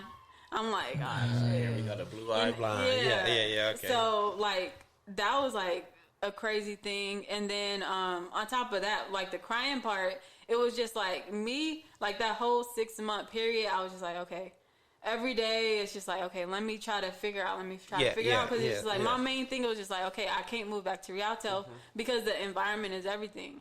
I said, I can't move back or I'm going to get comfortable. So, like, no matter how hard it get, I said, okay, I can't move back. So, I'm going to just have to go through all the emotions. And then on top of that, my dad was calling me every day. And then he'd be like, you have a job yet? I'm like, no. You know, that's pops. Yeah, And like, he was like the only person who like could get to me. But he don't know that. He never knew that because I don't ever let nobody like see my emotions. Definitely don't. Christy, you always been a quiet person, the same face, expression. Like, no, but in high school, I didn't care about nothing. Even though I cared, I never. You did. You always had this face. Are we cool? Like, you ain't mad, but okay, Okay, so in that period, so like he would be calling me, and then every time he asked me, like it'd get me emotional, and I just like, I didn't get a job, and I'm just like, oh my gosh, why he don't understand? Just because I went to UCLA, I can't get a job like that or whatever. But I'm applying, like I'm trying every day hard. But at the same time, I always knew, like, I'm just like, okay, I want to be like an entrepreneur, like a boss. But to get into entertainment, I feel like I need to start through the business to get creative. And then I'm like, this is not working. So I was just like, okay, maybe I need to find another route. But then at this time, like, I feel like it was every time after my dad called, like, I would let myself feel it. That was like the first year I let myself feel any pain. Like, before that, never. I didn't cry, like, since I was like a kid. So, but I would only let myself cry for like a minute or two, and then right after that, I'm back. And then, like, I used to, like, they don't even know. Like, nobody even know. Like, I used to, I think it's 2019. I used to come to my mom's house and, like, hang out with, like, Shauna. And then we would hang out with, like, Nene and, like, Marquand and them. Like, they would. Oh, but they wouldn't know you was back in town. No, they would not. I would go get Shauna, and then we would go to Marquand house, and then we'd hang out. And, like, I'm, like, smiling, but that was, like, my break. But then I'd go back, and it was, like, straight on. But it's just, like, nobody knew how much stuff I was going through because I never showed it. Because it's just, like, if you don't do it, who else gonna do it? Right. So that's just how it is. So it's just like, I mean, now I feel like good, but I feel like I'm still not where I want to be. But like in that period, like it was like the worst. But I mean, I swear, like I think it was like 3 months. Like I cried every day for 2 minutes.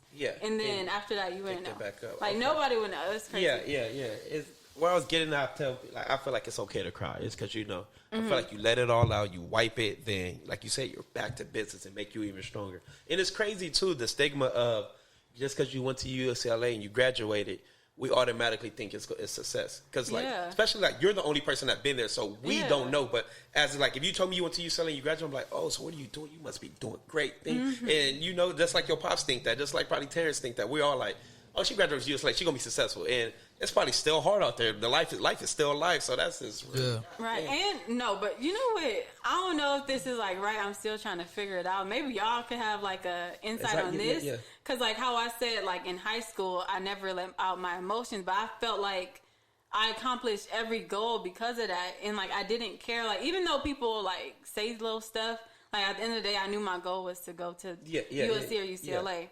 And I accomplished that, and it was just so effortless. But then I felt like I just tried out to like let out my feelings, and I felt like it like put me too emotional that it was just like I care too much now. Like I'm caring about every little thing. So I don't know. I just felt like I do better when I don't care. All right, but I don't know. Like y'all could have y'all opinion. So I'm exactly like that. T is the complete opposite. So with me, it's more of I kind of don't show emotions because it's like, why? You know what I'm saying? And then at the end of the day, it's like only thing showing my emotions and harping on it is going to make me do is sit here and actually delude myself in this feeling. And I don't even want to feel that. And I feel like when I turn that button off or something, it's like I stay focused. Like, so when the jabs come, like you were saying, it's like, okay. Like that doesn't apply to me at all. Right. So that's how I see it, and I feel like there's a time and place for everything. You know what I'm saying? So maybe you needed that release. You know what I'm saying? But I haven't had that release in a while, so I wouldn't know. But I just figure like if they can take you out your character, you lost the battle. No matter whether it's life, whether it's a relationship, whether it's a homie, whatever it is. I mean, some things are going to take you out of your character because you're a human being. But I just feel like if they can take you, if it can take you out your character and out of your focus, you're losing the battle. And get up and whatever you can do, and then shake it off and keep moving. That's how I feel about it. You know what I'm saying? What you feel, T? So what Terrence is saying, I agree with what he's saying, but he didn't get what it was. So I'm a very emotional person. I'm very emotional. But I'm also a loving person. Like, you know, I'm also, like you say, a person couldn't get to me just because I know who I am. Because I know the emotion of me, I know my downfalls, and I know my good. So, you know, like, so if somebody was to tell me something, I'm like, oh, yeah, I know, I'm true to myself. I know what it is. So, like, I feel like once you have the emotion of, like you said, you cried 2 minutes, but that's showing emotion. That's you showing emotion. But you know who you are at the end of the day because you've been there. Like, oh, yeah, I could get sad for 2 minutes. Yeah, that's showing emotion, but that's who I am. Like, I went through those battles to be like, oh, yeah, I know that I'm emotion. Instead of me trying to fight it like, oh, I'm not emotional. You're really fighting yourself because at the end of the day, you know who you are. And so when I start figuring out that how emotional I am, I just like, oh, that's me. That's just who I am. So I learned myself through it. And with Terrence, what you were saying, bro, I feel like the thing wasn't you're not being emotionless. I feel like sometimes you just don't show love. You feel me? Like sometimes you will think everything is okay with a particular set of people where you can reach out more. You feel me? That's all I took that as. Like you can reach out more to other people because sometimes you may need that reach out and they'll reach out just how you reach out. You know, just like like, it's just you know who you are, Terrence. You know, it's just what it is. So it's like I said, it's different strokes for different folks. Like, you know, you don't got to be emotional. Like, you know, if it makes you better, that's just who you are. You know, so I'm an emotional person. That's just who I am. But it's like, you know. Yeah. And at the end of the day, what he was saying, just know yourself. Yeah, know yourself. If you let it out and you're like, I don't like this, or it's staggering me, then you don't have to do it. But at the end of the day, don't fight it. Yeah, don't fight it. Don't ever fight yourself to prove to yourself. You know what I'm saying? Yeah. Now, if you want to fight yourself to prove to others, that's still not okay because you're fighting yourself.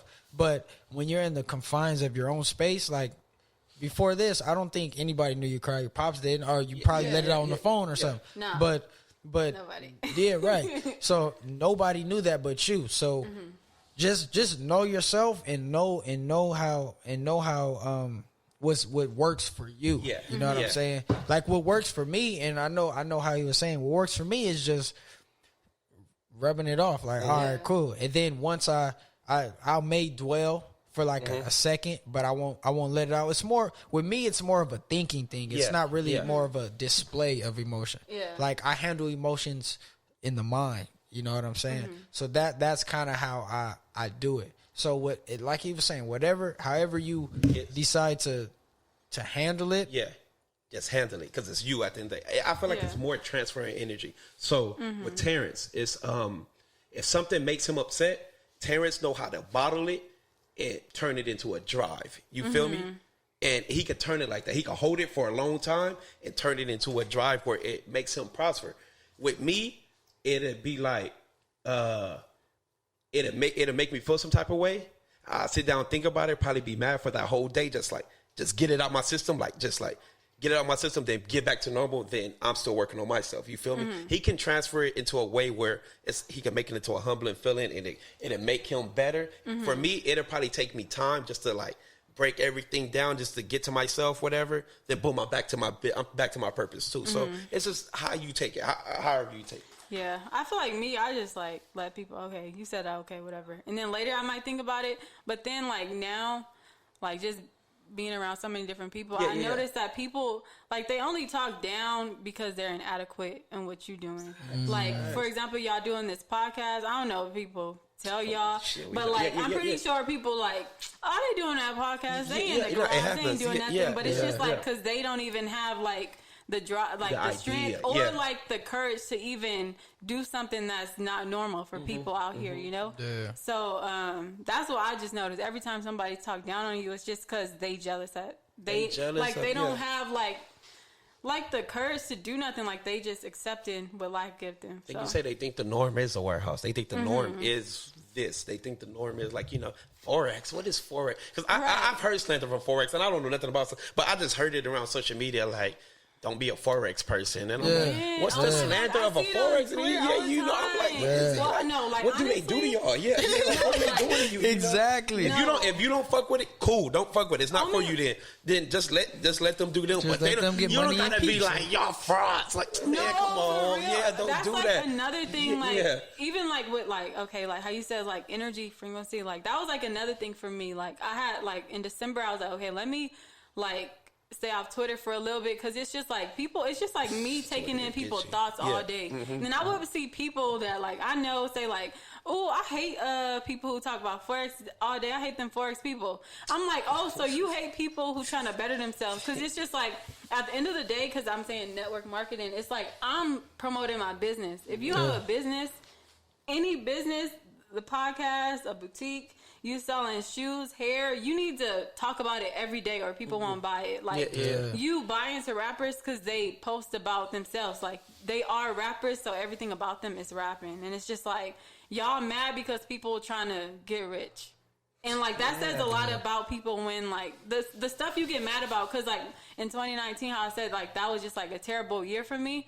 Like I got to a point where anything motivating, like I could not listen to it no more. Because in college I listened to it so much, I was just like, dang, nothing happening for me. So I couldn't listen to it. And then I was like, dang, like if I ever get to this point again, like that's bad. So it's like anybody out there, if you hate somebody promoting their business, talking positive, like you gotta check yourself.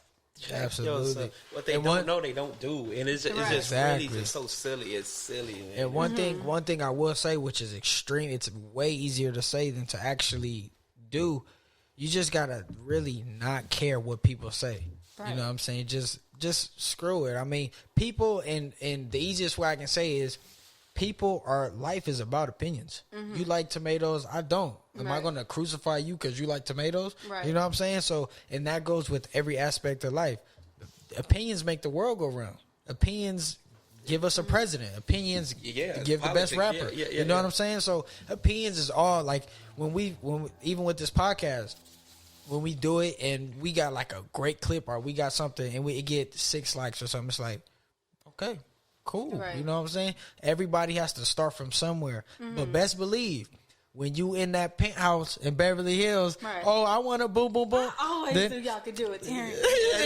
Exactly. I just knew it. I'm one of your favorite followers. Exactly. I was there back there. Exactly. Man, so me and Terrence always, When the first one I saw, I don't know what y'all was talking about. But I knew y'all was like arguing. I called Crystal. I said, "You seen Terrence's thing? Oh, they won't go viral because Terrence say the wildest shit." Oh my god.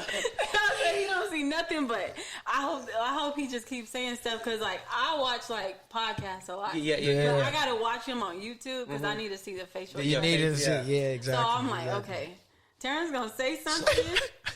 It's gonna be wild, but they gonna go viral. And I was just like, and I mean, I see it like happening now. I mean, it hasn't been like wild stuff, but I'm saying it.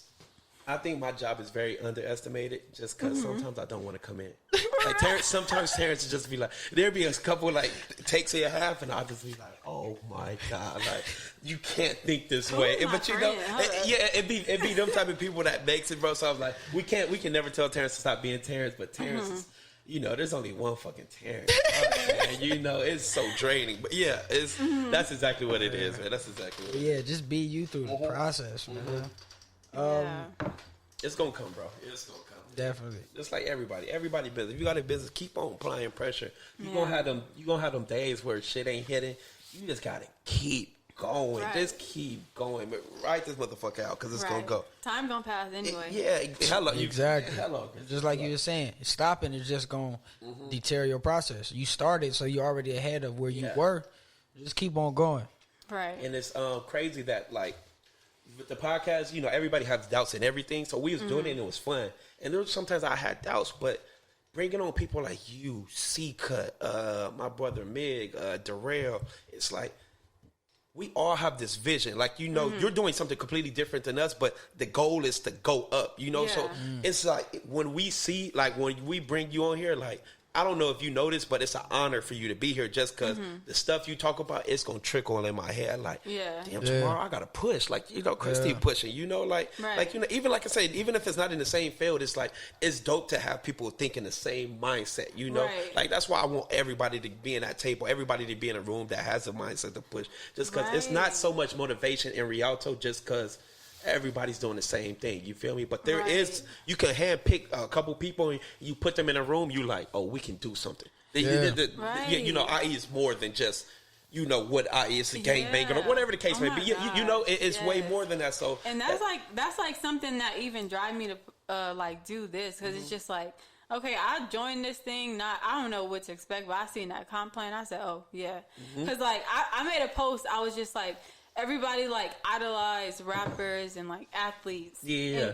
And like those like, okay, like a Master P, Jay-Z, a Dame Dash, like Kanye West. Like a Dame Dash, that's like somebody that I like a lot. Master P, like his mindset, everything, right? Yeah. And then I'm like, okay, like I like him, but you got to realize the way they became rich. Like they couldn't do nothing they do today without becoming rich first. So people are like, oh, I don't want to do Forex. I'm like, okay, you can't rap. You don't know. You're not an athlete. So how you going to get rich? You don't do nothing else. So it's just like, I found like something that I could duplicate from somebody who right here, like this person, like it's multiple people here in my face that became millionaires rather than this athlete I know. I'm a girl. I ain't playing football. I ain't in the NBA. I'm not a rapper. I can't sing. So I can't duplicate their first million, but this Forex person, I could duplicate their first million. And then after you get the M's or the just 6 figures, you start your other businesses. So it's like, yes, like my passion is fashion and entertainment, but I got to get rich first. Yeah, fact. So it's just like people don't realize that like it costs money to make money. Right. And like who you idolize is important. And I mean, I don't really like to idolize people. I mean, the only person is like Kobe now because like I can't meet him, but anybody else is just like, you can't put them so high because you're going to be disappointed every time. So it's just like, okay, I could watch Master P's like steps of what he's doing now. Yeah.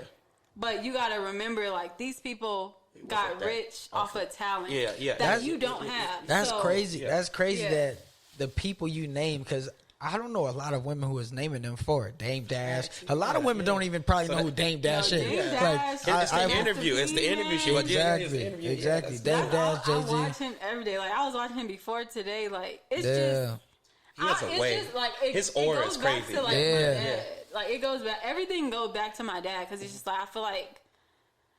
I don't know. I just feel like I just could relate to guys more. And then at the same time, I never liked that people will automatically bash guys. Like I remember, like my friend, mom used to be like, "Oh, like where's your dad? He don't live with y'all." I'm like, I'm really close to my dad. What you talking about? I'm like, my dad knows everything. He had everything, you know. Don't you say that? You better not. It just like drew me to like guys, and just I guess I feel like I didn't really think like most other girls because I had like a strong like dad in my life. So I was like, okay, I don't need a boyfriend right now. I'm trying to change my whole family like dynamic. So like that's why like I was like, okay, I like Master P, but my cousins used to really like Master P. That's why I knew about him. And then Dame Dash, I was just like, oh yeah, I like that. Just what he be saying, it'd be like, dang, that resonates so much, and like, dang, that makes so much sense. And it's like, and Dame Dash, I feel like he has that aura where he just does not care, like, and that's why I F with him so much, because he's like, don't F with it, rich people. Like he just says stuff. He say stuff like he just say stuff like blunt. Exactly. Speaking of aura too, like, and you were speaking about your father. I've never really met your father, but he also had an aura to him where he demanded respect. Like, you know, he just looked like, you know, every time he used to come to the gym, you could just be like,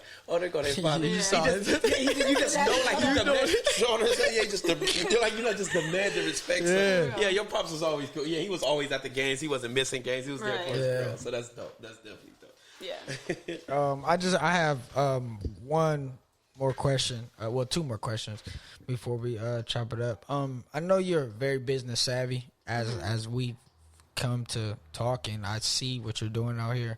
What are some of the investments that you're putting together or have in place or in the future? Is it just the Forex thing right now, or are you divvying it up in other places? Invested into Bitcoin for real.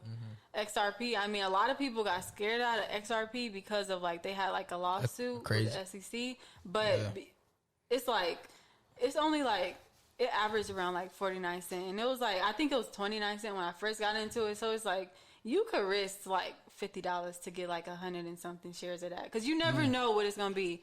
So like just little stuff like that. And then right now I'm still trying to figure out what direction I want to go in my art.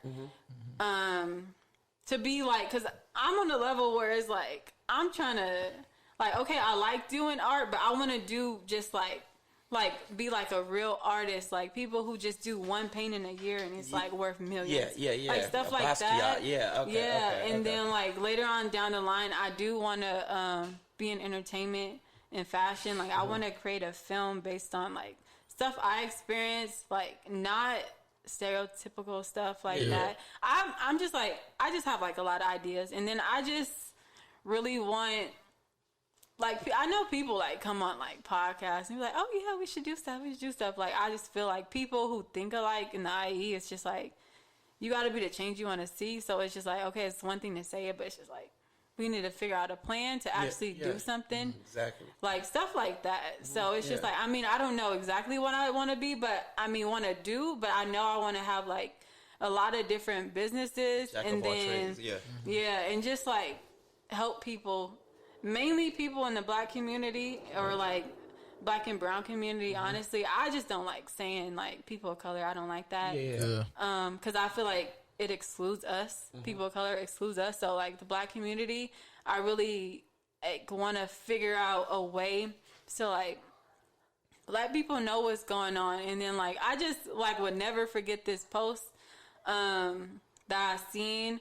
It was like, it's crazy that you gotta trick your people into becoming a better version of themselves. So example with this Forex stuff, people always be like, oh, y'all talking about Forex, but we don't see no houses, we don't see nothing. So it's like, dang, like we gotta buy designer to make you believe. And it's so crazy. So many people tell me like, oh yeah, I got into Forex because I seen this girl, she had on a Chanel bag. I'm like, are you serious? People priorities. People priorities. It's crazy. It's like, and even Dame Dash said, he said the richest, it's not hard to look rich. It's not hard. The richest people don't look rich. You know what I'm saying? Like they don't. But it's like when you Black, you gotta look rich. You have Christy, exactly. That's so funny that you say that about like they make it look like so you could get into it. I followed somebody that's in Forex, bro, and it was like, come to Forex now. I'm not saying, and I feel like what she do, how she sell people, it makes sense because she's like, I just got another apartment. I just got this new Gucci bag, and I'm pretty sure like you said, in the Black community, that's what we're interested in, and it is so weird. Like, I hate that too. I hate that. It's like, just like I ain't even like that, but I'm like, dang, do I really gotta do that to make you realize? It's just like even mine is like, okay, I mean, I like designer stuff too, but I'm not selling I'm not selling. Like why do like it's just like if you gotta be tricked by that, like you need something more. Like, it's crazy. But at the end of the day, so with that, would you do it? Because at the end of the day, it's business. You feel me? So would you take it that route to be like showing a Gucci bag, showing you okay? I mean, okay. I just see it as a marketing tool. It's marketing, and it's marketing, honestly. But I mean, it's real. It's like I guess people you can fake whatever the designer. But at the end of the day, nobody can fake being a millionaire. People really think like people faking being a millionaire. No, they really millionaires. They got it. Like, they got it. These cars. It's I'm like, really happy. Be like, y'all wear designer, where your house at? Why are you worried about what house they get? Maybe they just want to live in a penthouse. That shit is expensive. That's like, expensive. In LA, right? If you say anywhere in LA is expensive, Right. Crazy. So, if you just stay in LA, I might like, listen to you. Yeah. People. Okay, I honestly feel like people like love to complain. Like they don't want to do nothing in life, so like they want to hide behind the complaint. They want to wake up. Okay, this is why I used to hate working like regular jobs because people will talk to me like, "Oh, I hate working here. I hate working here." I'm just like, "Okay, what you trying to do?" "Oh, I'm trying to just see where." See what? What you see? What you looking at? Yeah. I'm like, okay, I'm gonna listen to you for a little bit, but like, what are you talking about? So I was just like, I feel like people just love to complain in order to like compensate for not doing nothing in their life. And it's like people pass that down to their kids. And that's just like a cycle, and I don't like that. When me and Terrence always speak, and hope everybody do get this that do listen, we always say, of course, you know, you're not going to get it right out the way, but use your job. Don't let your job use you. You know, have a plan before you go into a job. Be like, I'm going to be here for a year and a half or 2 years, even though I'm probably not going to like the best, like what it comes out of it, but I'm going to save up just so I can do this, you know? Don't go in the job just get check for check, because that's when you get stuck at a job. Right. You would get stuck at Amazon, just be like, yeah, you know, it's cool money. So, you know, I don't like the hours, but it's cool. Like, we ain't looking to be cool. We ain't trying to, you want to better yourself. You want to take that next step. So, oh shit, my bad. Yeah. So you want to take that next step. So it's like, use your job. Don't let your job use you, for real. Cause you would die. You would die in a warehouse. I promise you. Exactly. And the next motherfucker come in there and you're doing the same shit. Exactly. You know? Right. And you can learn everything from a 9 to 5. You can learn hard work, which could better your business, whatever you want to do. You can learn getting up, going in, and doing something you don't want to do. You can learn how manufacturing works. You can learn how to work with people. It's just you got to be more open-minded. Because I used to be one of those people like, Doc, I hate coming here. Like, boom, you know. But I forgot who told me, but he's like, I think it was 500 Keys. He was talking about how he was working at Louis Vuitton, and I think the people who walked in there the most were Asians. So he took it upon himself to learn Mandarin. Oh, wow. And so he started learning Mandarin, and he became their highest salesperson. So he was bringing in millions, and he got to looking at himself like, what am I doing? I'm making this company millions. Right. You know what I'm saying? So right, so he fired his job, and he started. You know what I'm saying? Start making it for yourself. That go into. I mean, I feel like I always be like, oh, black economics, but people don't really realize it's just like, okay. So with me, when I like say black economics, like I'm not saying you can't have a career. Like I'm saying, okay, because it's just like, okay, capitalism. There's always going to be somebody at the top, people at the bottom. That's how capitalism works. Fact. Some people got to be workers, and some people got to be in the middle, and some people got to be on the top. And then it's like for like people, I don't know if this is going to be crazy to people. I guess it is. Whatever. I don't care. Speak your truth. Okay, you know, like how everything was going on like last year. I think it was last year, and it was just like protesting. People were like, "Oh, we got to protest. We got to vote." That's not gonna do nothing. Like people, like okay, I'm a person. I love innovation. I love upgrades. Every upgrade Apple get, I'm with it. Any type of upgrade, I'm with it. And just because like I'm just like I love changing with the times, and people don't realize that stuff that like worked back in the day. It's like it's not gonna work now. Right. So like with me, like I realized like that it's the economic part. That's really why I kind of like wanted to major in economics. But when I went to UCLA, it wasn't what I thought. It planned out. Yeah. So it's just like black people always try to, or people. Okay, people at the top love to preach that money isn't everything because people at the top love to control what people at the bottom think. So it's just like, of course, for capitalism to work, I need you to think that money isn't everything. And when I say isn't everything, it's like, okay, it's not going to make you happy, but everything we do revolves around money. You wouldn't work at Amazon doing boxes if you didn't have to pay your rent or nothing like that. So it's like, people love to say that, but everything is like, health, you need money for everything, to eat everything. You need money to have fun. Everything revolves around money. So people love to say money isn't everything, but it really is. And then on top of that, when it comes to black economics, I'm saying like we need to focus on that aspect because it's like if we start building more people to become like business owners or to just be in finances, being like financial literacy, literate, like stuff like that. It's just like that's gonna boost the economy more than us like protesting on the street because money is power. The only reason why white people are like white supremacy is because they have the money. If we had the money, we would be the superior one. And people love to deflect from that, and that goes back to people loving to complain because it's like if I can't complain, then people gonna look at me like, what are you doing? Like, my kids gonna be like, you could have did more. But since I'm like having this like barrier, like, oh, I'm complaining, I can't do nothing. And it's just like, okay, I understand everything we went through, but you got to realize if you want change, you got to be the change.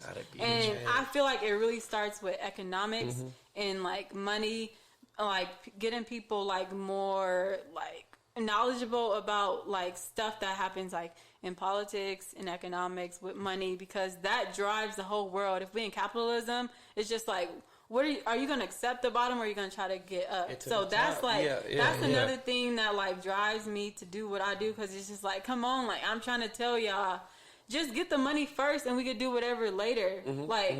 But don't complain to me every day when I'm giving you a blueprint right here. Blueprint. Yeah. Okay. Yeah. No, that's definitely. So like, I don't know. You was going. Good that you're so passionate. Was going. That's good. You're so passionate. You're speaking nothing but facts. You know.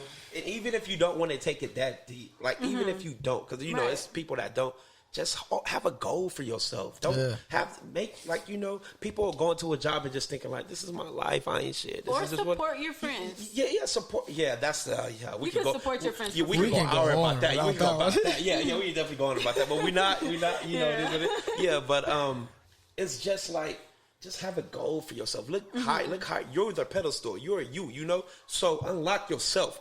Be the person you always wanted to be. So just write something down. Just be like, I'm going to just work here just for 3 months. Even if it's hell, like, you know, even if it's hell, I'm going to put myself, I'm going to sacrifice this just to get better at this. It's okay to sacrifice, but just don't be there, because you will sacrifice your whole life. And then you will not make nothing out of it. Right. I tell people to play the game. Like, and it's like, you got to play the capitalism game, because it's just like, you either play the game or you lose automatically.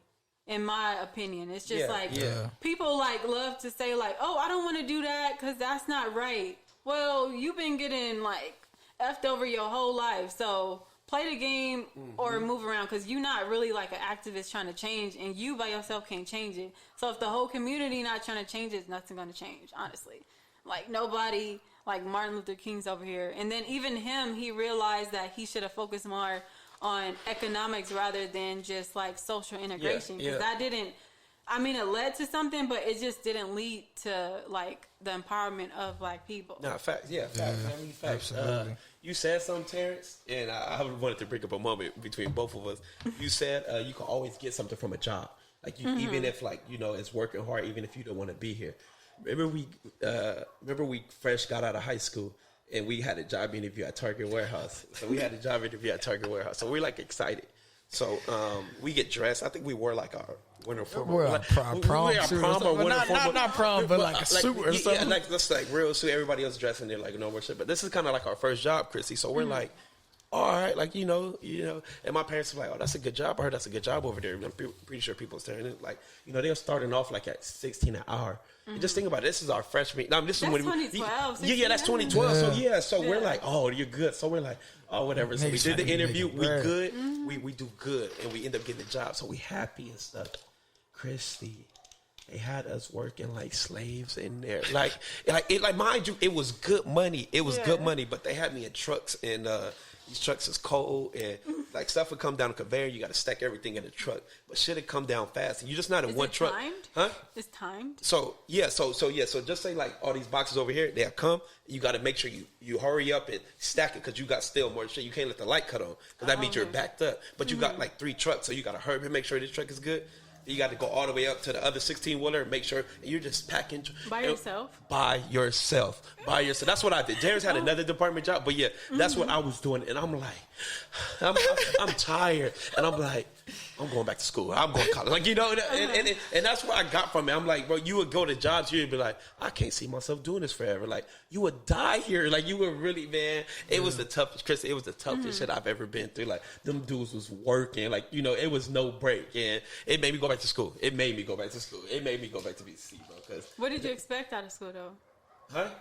Out of school? Like, I thought... Well, you was like, okay, I'm going to go back to school, but what did you expect? I wanted to play back to basketball. I wanted to get back to basketball, because I thought at that time, I thought, like, I had a gift for it. You know, I'm like, nah, I was selling myself short not to play basketball. You feel me? So I was like, I thought of the money now thing. You know, I need money. You know, the parents need money and shit. But damn, like, Christy, them trucks was like, me and Terry used to talk every day, like, Nah, this ain't it, bro. This job was better. We thought it was better than what it was, but you would die anywhere. No matter how much you pay, you will kill yourself in there. Oh my god. Yeah, it was pretty tough.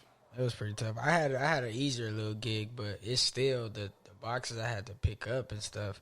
It was like I'll go to a location, and laundry detergent. We go to State Brothers, whatever. We get one. But when that list come up and you got to pick up 30 of them, and it's like, it was different. It was definitely the memories, bro. Definitely. Yeah. That's crazy. Last question for me. 5 years, where do you see yourself? 5 years. 5 years from now. 2026. Okay, so I'm about to be 25 next month. So that's like 30. Really? Yeah. April 16th. I know that's right. Right. Time fly. Man.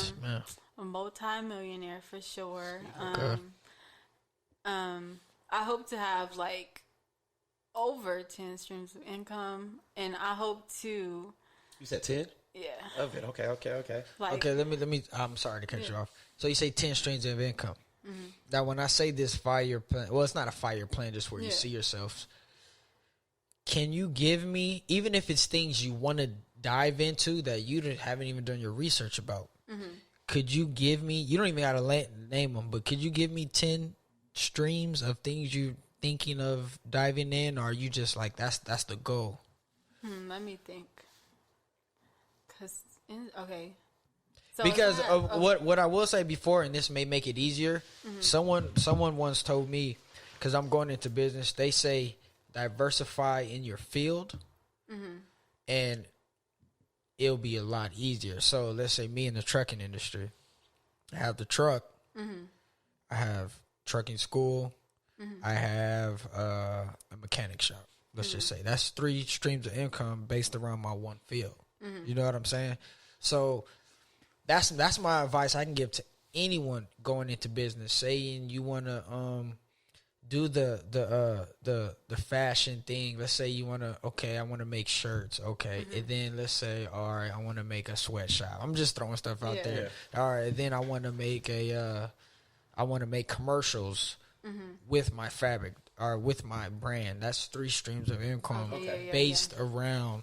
I have a I get that. Okay, you know so what I'm saying? you doing that, you saying you got a trucking school, you got this, you got that. So at this time, you have so much income, you still got free time to yourself now because you're not the only one doing it. You have hired workers, so you can still get out of that, bro, and still do the shit you love. Absolutely, that's the goal. You love basketball, so who say you couldn't be a trainer, or be a coach? You feel me? So you can do that. Wow, so that's another stream coming from something outside of your trucking industry. Yeah. So that's why I think you could do that too. And that's eventually the goal. I mean, the goal for me is always to do something you love while being able to financially take care of the ones I love. Right. So while making it passive, I didn't know about that as a youngin, but the trucking industry is a form of passive income. Yeah. So if I diversify in that field, and then even when we was talking about the real estate, another form of passive income, and you can bring real estate into the trucking company, buying land, go open up a truck stop. You know what I'm saying? It branches together. Exactly. Yeah. So there's. Yeah, I have stuff like that. Once you do something you love, you'll never work again in your life. Yeah, never work again. Yeah. And then once I have the passive, I can go get a job as a coach, which is not really a job. You can start your own. Yeah, I mean, yeah. We can get an AUU. Exactly. Oh, that's coming. That's coming. Exactly. Yeah, and that's gonna be, taking the kids on the strip. I'm like, I remember when I was at this time. You just in love with the lights, like yeah, you feel me? Yeah, that's dope. Exactly. Okay, I'm sorry to cut you off. Okay, so one, I would say, with art, doing custom paintings. I mean, not really. Okay, it could be custom paintings or just stuff I want and then sell it. That's one. The second one with art was to be like have an art gallery where everybody's submitting theirs there, and I'm just promoting the event. So it's just like I get a percentage out of every art piece sold. Yeah. That's another one. Another one could be a creative agency. I don't know. I'm still thinking about that. That's like another one. Another one, Forex, of course. Forex. The residuals and the network marketing, that's 5. Right. Another one is to invest into Bitcoin, of course. literally all And- the and I streams wanna- could be separate in that. But Yeah, I wanna, like, exactly. And I would say stocks, and I gotta holler at you Yeah. more because I knew you were kind of into the Forex thing, just seeing, but just stocks is a good. I know you don't know too much. Do you Yeah. invest in Bitcoin on stocks or do it through the Forex joint? No, through the I don't know if it's called stocks, but I use Coinbase. But I trade Bitcoin. And Oh, so then you I do? buy it Okay, so also you're to, like, strictly hold it. right. So you're strictly like what is it called? You can say strictly though, because Well, no. Just in that aspect. I'm a trader and an investor.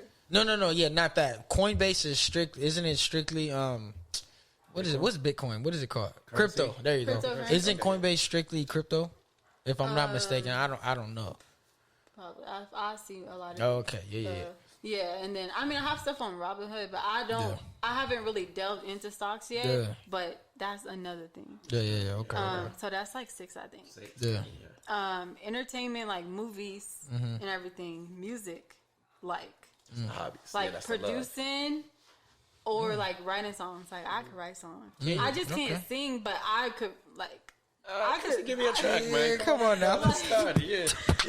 Like creative stuff, Yeah. and then like the last one, it'll be like the whole 7 how you was talking about, because that's like, Yeah. So that's like 10, but it's just like so. I mean, I just watch a lot of interviews, a lot of YouTube. Yeah. It's so many things you could do without doing nothing. it's so Christy, many it's so things. impressive that you can name 10. You know, Yeah. it's Right. not one. It's not a person that can. It's so hard for people to name one. You feel me?